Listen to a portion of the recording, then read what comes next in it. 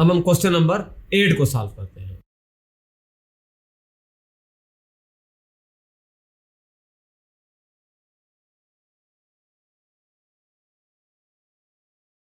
हमने ये प्रूफ करना है, हमारे पास जो मैट्रिक्स ए है वो गिवन है 1 0 2 1, और जो मैट्रिक्स बी है वो भी गिवन है 1 2 1 0।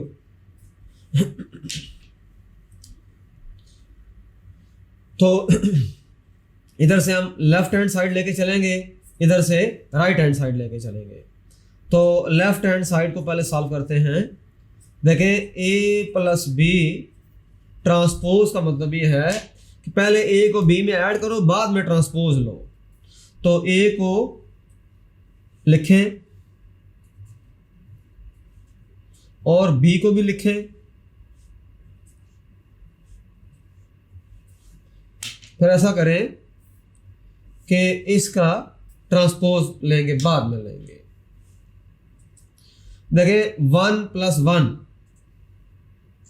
1 होगा 2, 2 प्लस 1 क्या होगा 3, 0 प्लस 2 क्या होगा 2, 1 प्लस 0 क्या होगा 1।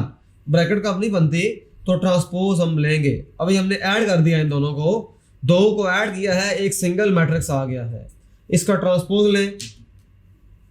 तो यह आ जाएगा हमारे पास है, पहला जो रो है वो कॉलम बन जाएगा और जो सेकंड रो है सेकंड कॉलम बन जाएगा।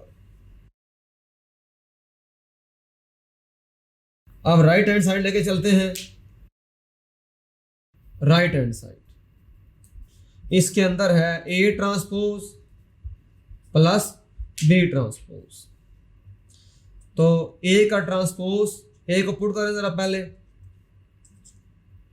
उसका ट्रांसपोज लेंगे, बाद में उसको इसके अंदर ऐड करेंगे। पहले ऐड किया था फिर ट्रांसपोज लिया था, अब ट्रांसपोज लेकर ऐड करेंगे।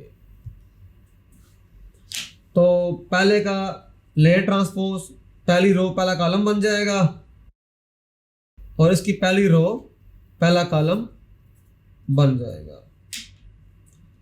तो यह आ जाएगा हमारे पास है 1 प्लस 1 2, 0 प्लस 2 2, 2 प्लस 1 3, 1 प्लस 0 1, और इसको आप कह दें रिजल्ट नंबर 2।